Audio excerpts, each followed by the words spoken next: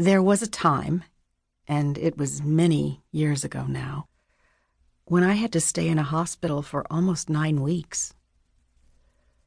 This was in New York City, and at night, a view of the Chrysler Building, with its geometric brilliance of lights, was directly visible from my bed.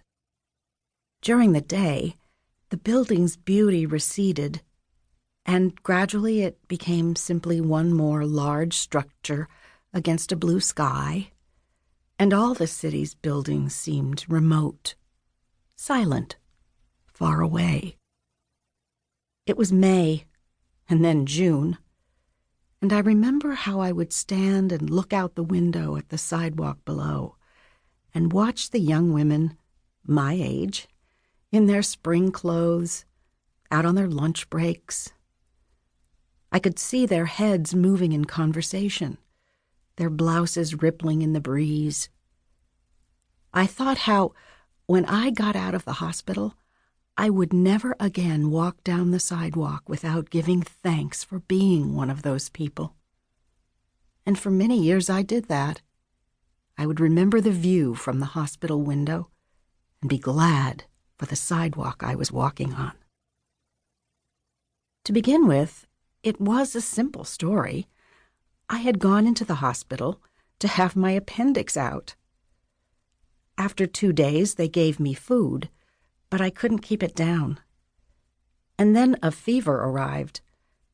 No one could isolate any bacteria or figure out what had gone wrong. No one ever did. I took fluids through one IV, and antibiotics came through another. They were attached to a metal pole on wobbly wheels that I pushed around with me, but I got tired easily.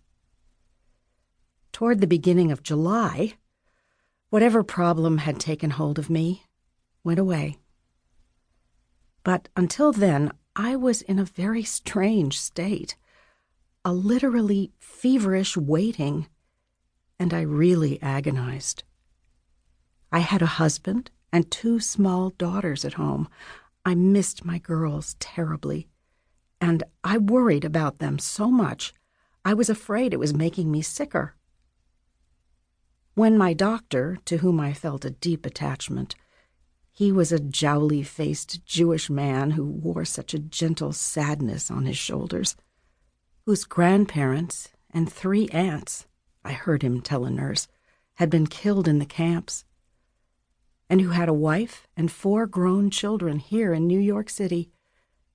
This lovely man, I think, felt sorry for me, and saw to it that my girls, they were 5 and 6, could visit me if they had no illnesses.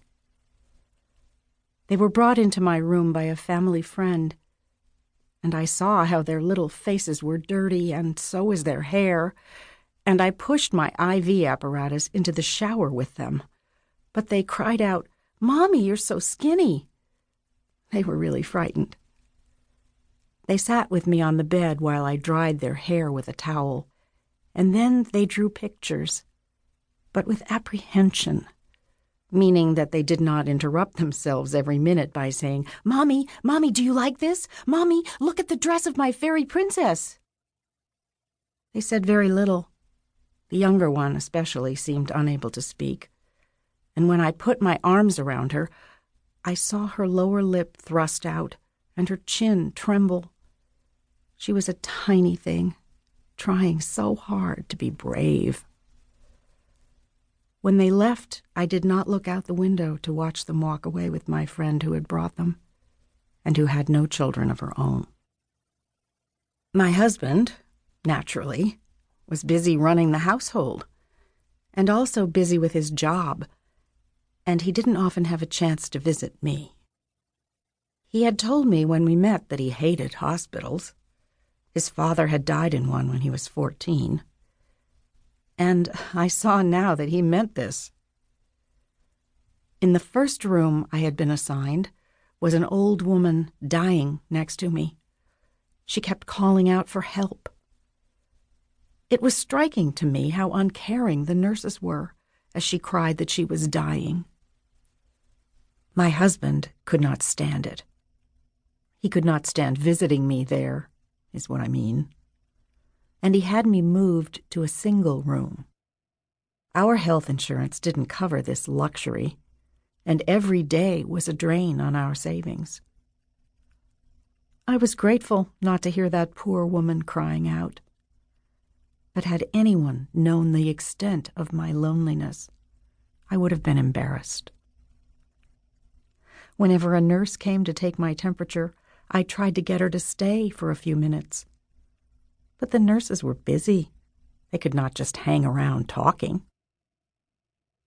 About 3 weeks after I was admitted, I turned my eyes from the window late one afternoon and found my mother sitting in a chair at the foot of my bed. "Mom?" I said.